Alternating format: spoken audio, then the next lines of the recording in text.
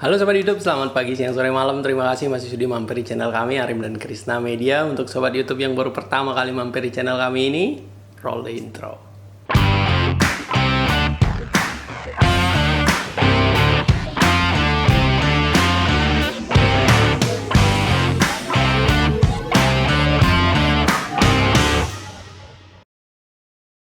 Jika Sobat YouTube tertarik dengan konten-konten seperti di intro tadi, silahkan subscribe ke channel kami ini. Semoga kedepannya kami bisa memberikan video-video yang bermanfaat buat Sobat YouTube sekalian.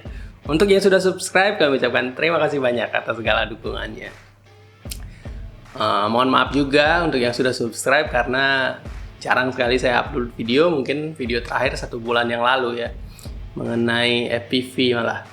Jadi ternyata subscriber ataupun viewer saya tidak terlalu tertarik dengan FPV, makanya view FPV tidak terlalu banyak. Subscriber dan viewer lebih tertarik dengan drone-drone aerial sepertinya. Sharing videografi, sharing fotografi sepertinya juga tidak terlalu menarik buat Sobat YouTube yang sudah subscribe ke channel kami ini. Untuk kedepannya kita akan sedikit lebih fokus ke drone-drone aerial. Kebetulan juga DJI barusan mengeluarkan satu drone yang sebelumnya atau pendahulunya merupakan satu drone yang menurut saya fenomenal, yaitu DJI Mini 2. Sekarang DJI sudah mengeluarkan DJI Mini 3 Pro. Jadi untuk video kali ini saya akan sedikit sharing mengenai first impression atau impresi awal saya setelah memegang DJI Mini 3 Pro.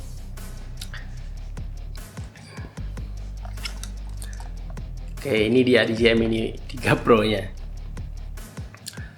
Kenapa DJI Mini 3 Pro? Ya mungkin kalau Sobat YouTube sudah pernah nonton video-video kami sebelumnya mengenai DJI Mini 2, saya merupakan satu orang pengagum DJI Mini 2 ya. DJI Mini 2 itu drone-nya kecil, konektivitasnya bagus, kemudian videonya relatif bagus. Walaupun ada beberapa hal yang saya sampaikan di kekurangan dan keunggulan DJI Mini 2 di video di sini mungkin ya. Nah, DJI mengeluarkan Mini 3 Pro sekarang ini. Beberapa kekurangan yang saya sebutkan di video tersebut dijawab oleh DJI ya. Yang pertama, kekurangan yang menurut saya kekurangan adalah karena drone-nya kecil, sebenarnya buat travel bagus banget ya, apalagi orang yang suka ride sepeda, ride motor, jadi active track atau follow me lah istilah kerennya ya. Di DJI Mini 2 tidak ada, di DJI Mini 3 Pro ini ditambahkan fitur tersebut. Kemudian tidak adanya fitur low profile atau flat profile di DJI Mini 2. Di Mini 3 Pro ini DJI menambahkan di Cinelike walaupun belum ada di log ya. Kemudian di video saya mengenai kekurangan Mavic Air 2 juga saya sebutkan tidak adanya atau absennya mode portrait atau sekarang lebih dikenal sebagai vertical mode ya. Di DJI Mini 3 Pro ini dicantumkan atau disematkan fitur portrait mode atau vertical mode-nya. Jadi saya merasa bersalah kalau nak ngambil DJI Mini 3 Pro ini karena ada beberapa hal yang sudah diperbaiki DJI dan disematkan fiturnya di DJI Mini 3 Pro ini. Bukan hanya itu Sobat YouTube. Jadi DJI mengklaim dengan baterai plusnya bisa mencapai 40-an menit lah, 47 kalau tidak salah, 47 atau 43 menit. Jadi kalau baterai itu beredar di pasar Indonesia, karena rumornya hanya beredar di region FCC, CE belum ada keputusan untuk baterai yang punya durasi panjang tersebut ya. Semoga Indonesia kebagian baterai tersebut. Jadi itu merupakan satu hal yang luar biasa, gebrakan luar biasa dari DJI. Drone sekecil ini punya real flight time mungkin sekitar 35-34 menit ya. Jadi luar biasa prospek ke depan dari drone ini. Jadi eman kalau saya enggak ngambil drone ini. Nah, apakah saya akan jual R2S saya? Nanti di video yang lain mungkin akan saya sampaikan ke Sobat YouTube sekalian. Ya, balik ke first impression. balik ke first impression ya, impresi awal saya dengan drone ini ya. Untuk sobat YouTube yang sudah memiliki Mini 2, saya bisa sampaikan bahwa bahan dari DJI Mini 3 Pro ini mirip dengan Mini 2. Jadi secara umum dia tidak terlihat seperti mainan ya, seperti mainan pada umumnya ya. Karena ada drone yang harganya belasan juta, cuman tampangnya seperti mainan, agak toys gitu. Sedangkan untuk Mini 3 Pro ini memang tidak ada improvement di bidang bahannya dibandingkan dengan Mini 2. Ya menurut saya ya untuk beban dan lain sebagainya sudah cukup lah. Jadi kesannya solid, tidak seperti mainan. Kesan pertama ya. Kemudian secara desain ya jelas berbeda dengan Mini 2 ya, karena ada sensor sekarang di depan, kameranya juga bisa muter-muter, jadi gimbalnya juga beda ya. Kemudian tiltnya bisa ke 60 derajat kalau salah ke atas. Ya banyak sekali hal-hal yang baru dan yang sedikit membingungkan di awal ya. Secara impresi awal ya, cara melipatnya sekarang ada perubahan ya. Yang biasa arm belakangnya kita harus tekuk ke bawah, kemudian kita tarik ke belakang. Sedangkan sekarang arm belakangnya tinggal kita tarik seperti ini saja. Nah, kebalik untuk arm depannya harus kita tekuk ke bawah, kemudian kita bawa ke depan. Jadi itu agak membingungkan saya di awal karena biasa menggunakan produk DJI yang biasanya arm belakangnya itu yang harus kita tekuk ke bawah. Nah, ini saya juga barusan saya agak belum terbiasa ya. Itu first impresi secara fisik sudah segitu aja. Untuk kamera, karena drone ini baru aja tiba ya, videonya masih terbatas. Fotonya pun demikian. Mungkin nanti di fitur video-video berikutnya saya akan lebih mengeksplor lebih dalam mengenai hasil video dari drone ini. Secara umum sih mirip seperti Mavic Air 2. Saya bisa sampaikan seperti itu ya. Untuk kualitas gambar mirip banget sama Mavic Air 2. Improvementnya dari Mini 2 menurut saya luar biasa. Ada perkembangan secara image quality dibandingkan dengan Mini 2 ya. Secara video. Oke, kira-kira segitu aja. Karena fitur-fitur yang lain sobat YouTube yang sudah biasa dengan Mini 2 sudah tahu ya, bisa di charge langsung di drone-nya dengan charger HP ataupun power bank. Masih ada fitur tersebut. Kemudian baterainya memang secara fisik lebih besar kelihatan dibandingkan dengan Mini 2, cuman ya seperti yang saya sampaikan tadi, secara umum fisik drone-nya sendiri memang lebih besar dari Mini 2 sehingga dia kesannya lebih berongga dibandingkan Mini 2. Cuman solidnya itu masih terasa, feel solidnya masih terasa, tidak terkesan seperti drone mainan. Jadi itu first impresi saya dari DJI Mini 3 Pro ini. Untuk flight performance, dia bisa nangkep GPS, malah saya sempat nge-record ada GPS 30 GPS ya yang terkoneksi dengan drone ini. Jadi sobat YouTube bisa simpulkan sendirilah stabilitas dia untuk mempertahankan posisinya dengan 30 GPS itu luar biasa menurut saya untuk drone seukuran kecil ini ya. Untuk angin yang kencang, wind test belum saya lakukan, jadi masih dalam kondisi angin yang standar-standar aja. Jadi stabil banget karena GPS-nya ada sampai 30. Drone-drone saya sebelumnya nggak sampai ke 30 ya, paling 24, 26 gitu. Jadi waktu saya nerbangin ini sempat terrecord ada 30 GPS yang terkoneksi.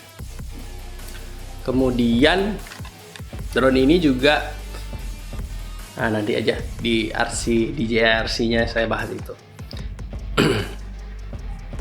Terus berikutnya suara propellernya ya, suara propellernya begitu senyap. Jadi dibandingkan drone-drone yang lain, R2, R2S, kemudian Mini 2, drone ini yang paling senyap suaranya ya.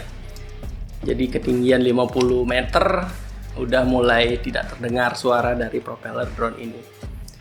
Jadi satu improvement juga dari DJI untuk menghasilkan satu drone dengan suara yang relatif rendah atau tidak bising lah, tidak mengganggu sekitar. Jadi itu first impresi saya terhadap drone-nya. Kemudian yang kedua adalah adanya sekarang DJI RC ini. Ini adalah mini smart controller. Jadi kalau sobat YouTube yang sudah punya smart controller mungkin ini tidak terlalu gimana gitu, karena saya belum punya smart controller. Hal ini adalah hal yang baru buat saya ya. Jadi secara build quality juga ya, build quality mirip dengan RC1 yang sudah biasa digunakan di Mavic dari start di Mavic Air 2 ya, Mavic Air 2, R2S, kemudian Mini 2 sudah menggunakan RC1 ya, feel-nya mirip lah, cuman gripnya lebih dalam ya. Gripnya lebih dalam, kemudian ada functional button di belakang, ada 2 untuk vertical mode dan mengarahkan gimbal ke bawah. Itu aja. Kemudian feel-nya dari joysticknya sendiri, joysticknya juga ada perubahan dibandingkan RC1 ya. Jadi joysticknya lebih kurus tangkainya, colokan soketnya juga berbeda dibandingkan dengan RC1. Jadi secara performance controller ini agak lebih lembut dibandingkan RC1 yang digunakan di seri-seri drone sebelumnya. Kemudian secara brightness, kalau saya sih secara brightness agak mirip sih kayak HP, kayak handphone ya, secara brightness-nya. Jadi kalau handphone kita full brightness 100%, agak mirip dengan ini. Nggak terlalu terang banget, kadang-kadang untuk terbang di tempat yang terang kita harus nyari tempat yang agak teduh sedikit untuk bisa melihat dengan jelas apa yang ada di monitor ini. Kemudian jadi ini juga bisa screen recording. Jadi basic programnya adalah seperti Android, bisa screen recording, ada memory card di bawah sini yang bisa kita gunakan untuk menyimpan filenya. Kemudian, nah untuk sobat YouTube yang biasa aktif di sosial media, ini tidak bisa untuk digunakan untuk upload video, upload foto di sosial media karena tidak ada aplikasi lain selain DJI Fly App di controller ini. Itu handicap sedikit. Nanti kita bahas di terakhir video. Seperti biasanya saya akan membahas per step, kemudian nanti ada kesimpulan video tentang keunggulan dan kekurangan dari drone ini. Oke, secara umum mungkin itu yang bisa saya sampaikan untuk DJI RC ini. Satu pengalaman yang baru buat saya. Kemudian seperti yang saya sampaikan tadi, untuk upload ke media sosial sekarang DJI di DJI Fly App sendiri sudah mengaktifkan satu fitur yang bisa mentransfer file dari drone tanpa menggunakan kabel. Jadi menggunakan WiFi ya, tanpa menggunakan kabel dan tanpa menggunakan controller. Jadi kita hidupkan drone-nya, kemudian hidupkan HP, hidupkan atau aktifkan DJI Fly App, kita bisa konekkan ke DJI Mini 3 Pro ini, kita transfer file yang kita inginkan baik foto maupun video. Kecepatan transfernya sih lumayan ya, nggak cepat banget, nggak lelet-lelet banget, nggak. Karena mungkin DJI juga memikirkan nggak mungkin orang syuting satu video 30 menit atau 20 menit dengan drone dalam satu kali syuting ya. Mungkin akan terpecah-pecah menjadi 2 menit, 3 menit. Saya aja jarang ambil video dalam durasi 1 menit ke atas, tuh jarang banget. Oke. File transfernya ya 9 megabit per second atau bahkan lebih sedikit lah, cuman nggak cepet banget, nggak terlalu lelet juga, nggak. Jadi lumayan lah untuk kalau memang foto, kebanyakan foto sih biasanya yang bisa yang kita transfer kan. Kalau video mungkin kita post produksi dulu di komputer atau apa, karena DJI Fly App masih terbatas banget editing ininya, fiturnya.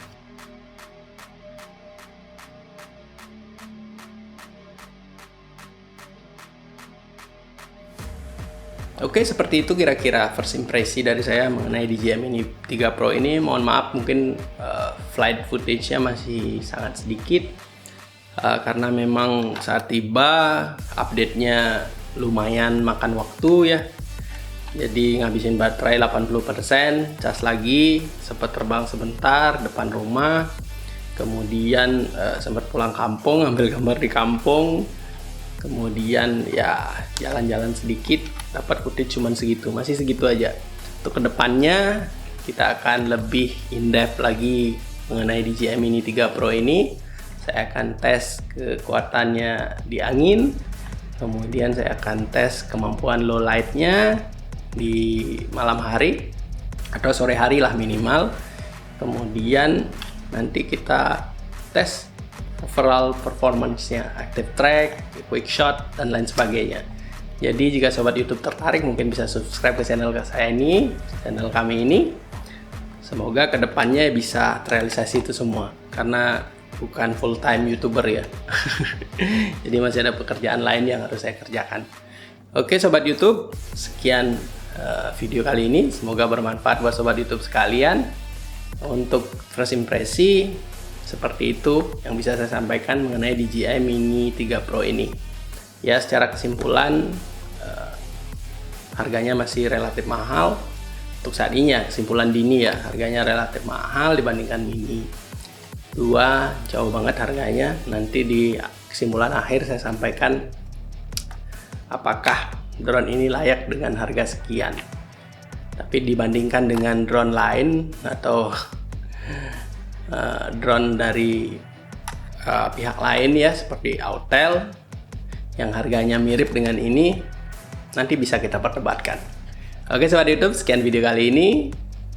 Semoga bermanfaat, jaga kesehatan dan semangat berkarya.